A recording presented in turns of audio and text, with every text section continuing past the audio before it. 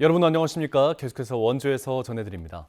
연세대학교 원주의대 교수들이 오는 25일 사직서를 제출하지만 사직서가 수리될 때까지는 진료는 유지하는 것으로 내부 입장을 정리했습니다.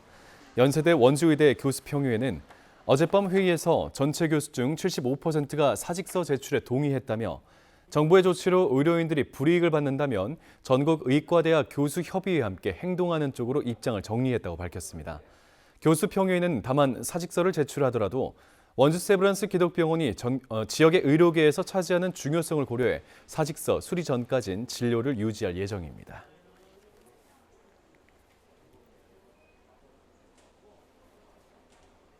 (40) 총선이 22일 앞으로 다가온 가운데 더불어민주당 이재명 대표가 오늘 이번 선거 강원도 최대 격전지로 손꼽히는 원주를 찾아 후보 지원 사격을 펼쳤습니다. 이 대표는 오늘 원주 중앙시장과 중앙로 문화의거리에서 이번 총선 후보로 공천받은 원주갑 원창묵, 원주을 송기현 후보와 함께 시민들을 직접 만나 지지를 호소했습니다. 이 자리에서 이 대표는 연설을 통해 원주와 관련된 당의 비전과 지원책을 밝히고 현 정권 심판의 필요성을 강조했습니다.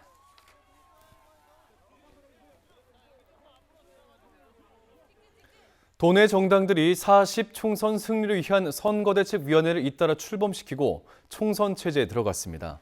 국민의힘이 어제 4선 권성동 의원 체제하에 7명의 공천 후보를 공동 선대위원장으로 하는 선거대책위원회를 구성한 데 이어 녹색정의당 강원도당이 오늘 김찬희 녹색정의당 공동대표가 참석한 가운데 선거운동본부를 출범했습니다.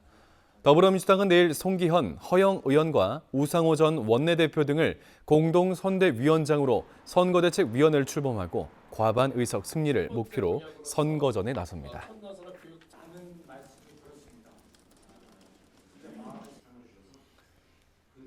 원주에 출마한 국민의힘 박정하, 김한섭 후보가 세 번째이자 마지막 합동 공약으로 원주 첨단 의료기기 클러스터 조성 계획을 발표했습니다. 두 후보는 원주가 비교 우위를 갖고 있는 의료기기 산업을 육성시킬 수 있도록 클러스터를 조성하고 노후화된 산업 설비를 첨단화시키겠다고 공약했습니다.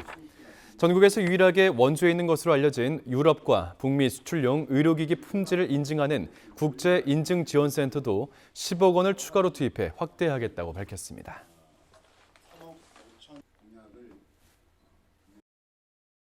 범야권 신당에 참여했던 원주 지역 연고 인사들에 대한 당별 비례 순번이 결정됐습니다. 조국 혁신당은 최근 김선민 전 건강보험심사평가원장을 비례 5번에 배정하고 원주 출신인 이규원 전 대구지검 부부장검사를 예비후보 1순위로 배정했다고 밝혔습니다.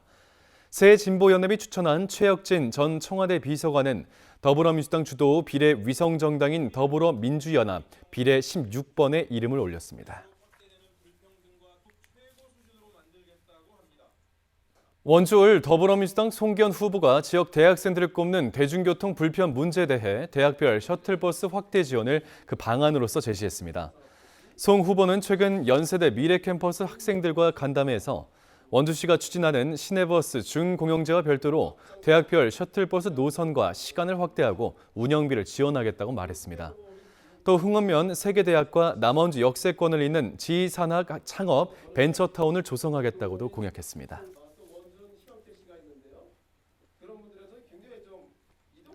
업체로부터 뇌물을 받고 관급공사를 내준 평창군청 공무원 2명에 대한 구속영장 실질 심사가 오늘 춘천지법 영월지원에서 진행되고 있습니다.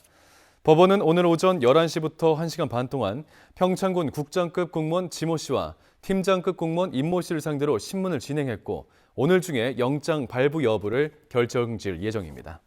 두 공무원은 평창군 상하수도 사업소에서 근무하던 지난 2018년부터 2020년 초까지 지역 상수도 관련 업체로부터 뇌물을 받고 36억 원어치의 사업을 수주하게 해줬다는 업체 측의 폭로로 경찰 조사를 받아왔습니다.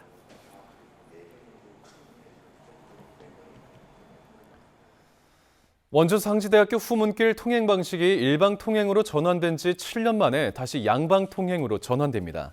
원주시는 상지대 후문길 일방 통행으로 인해 주행차로 혼란으로 역주행이 발생하는 등 안전사고에 대한 주민들의 불안감이 커지고 있다며 이 구간을 다시금 양방 통행으로 전환한다고 밝혔습니다. 공사는 다음 달에 시작한다는 계획으로 현재 10억 원의 예산이 편성된 상태입니다. 해당 구간은 지난 2017년 상권 활성화를 위한 보행 환경 개선 사업으로 20억 원의 예산을 투입해 일방 통행으로 전환했는데 7년 만에 다시 원래대로 되돌리면서 예산 낭비라는 지적을 피하기 어려워 보입니다.